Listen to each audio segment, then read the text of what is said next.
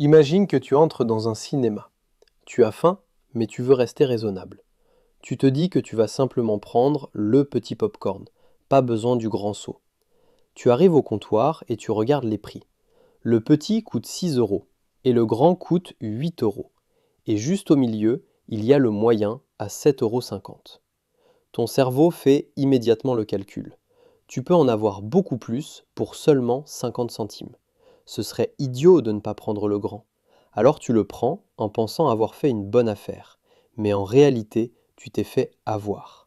Tu étais entré avec l'intention de dépenser 6 euros et tu ressors en ayant dépensé 8 euros. Tu viens de dépenser 33% de plus que prévu. Le popcorn moyen n'était pas là pour être vendu. Il était là pour te pousser vers le grand. Ce n'est pas un produit, c'est un outil psychologique. C'est ce qu'on appelle l'effet leurre. Si tu te demandes pourquoi tu finis toujours avec l'abonnement premium au lieu du basique, et si tu veux comprendre les techniques du marketing pour pirater ton cerveau et ton budget, alors assure-toi d'appuyer sur le bouton s'abonner et de mettre un pouce levé. Le cerveau humain est incapable d'évaluer correctement la valeur absolue.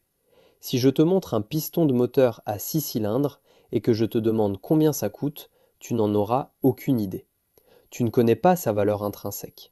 Ce que ton cerveau sait faire, en revanche, c'est comparer. Nous sommes des machines à comparaison. Nous ne savons juger qu'en mettant une chose à côté d'une autre. Les équipes marketing le savent parfaitement. Un produit présenté seul peut sembler cher, mais présenté à côté d'une option délibérément mauvaise, il paraît soudain raisonnable. Dans l'exemple du cinéma, ils ne veulent pas que tu achètes le moyen. Le moyen existe uniquement pour tuer le petit. Sans lui, tu compares 6 euros à 8 euros et tu peux décider d'économiser 2 euros.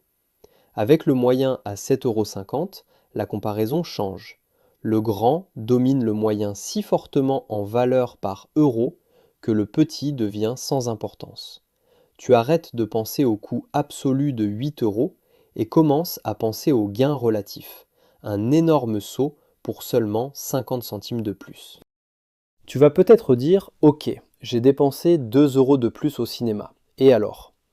Si cela s'arrêtait au popcorn, tu aurais raison.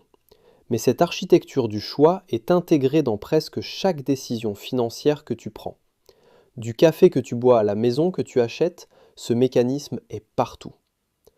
Prenons Apple. Tu veux acheter un iPad. Le modèle 64 Go est à 449 euros. Le 256 Go est à 619 euros. Et une version supérieure monte à 799 euros.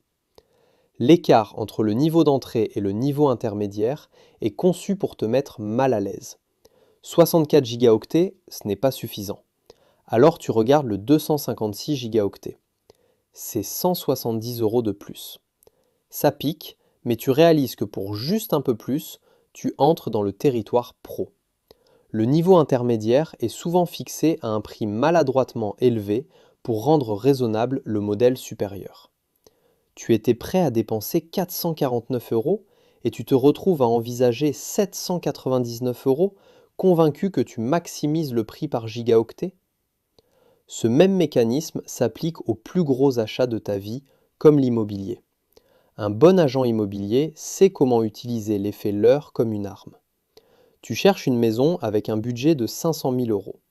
On te montre une maison correcte à 500 000 euros. Puis on t'en montre une autre au même prix, mais en mauvais état, mal située, avec des travaux à prévoir. L'agent sait que tu n'achèteras pas cette maison. Il te la montre pour réinitialiser ta référence de base. Après avoir vu la maison délabrée, la première maison ressemble soudain à un palais.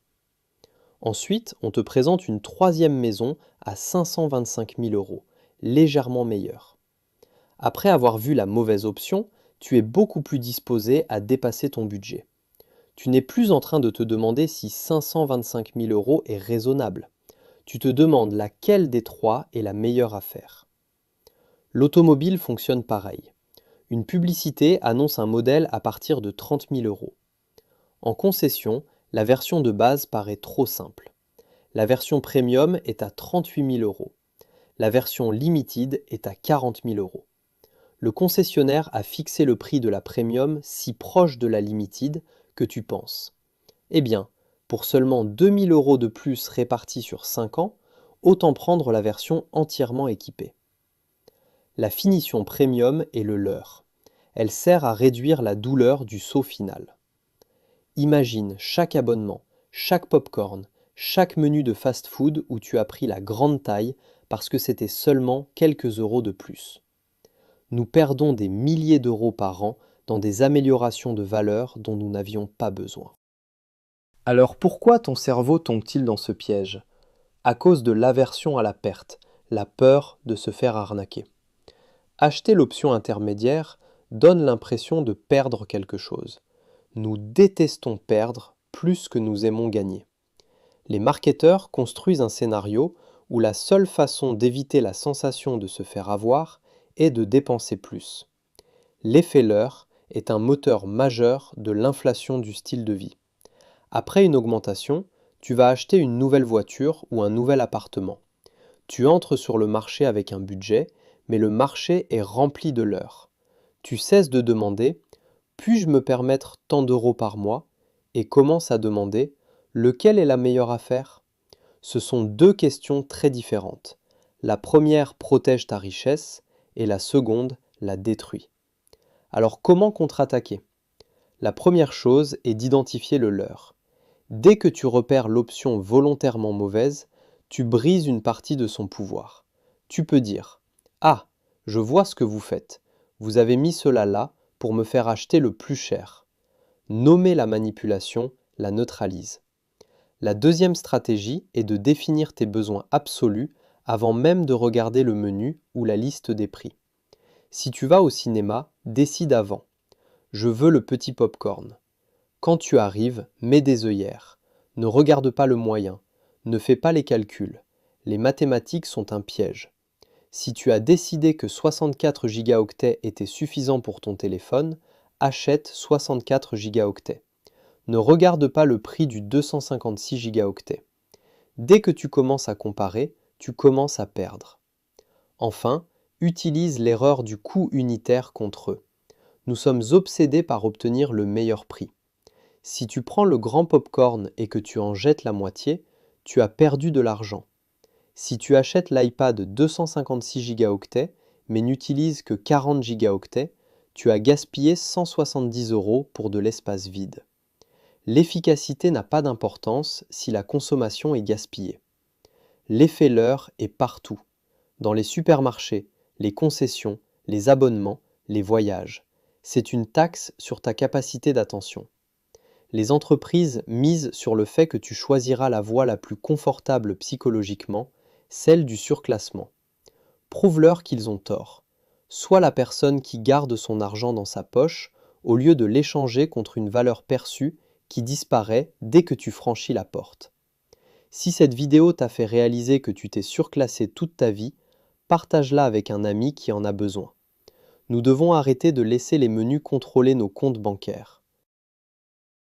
N'hésite pas à me dire en commentaire si tu as d'autres techniques pour ne pas te faire avoir et lesquelles tu utilises. À très bientôt pour une nouvelle leçon d'argent.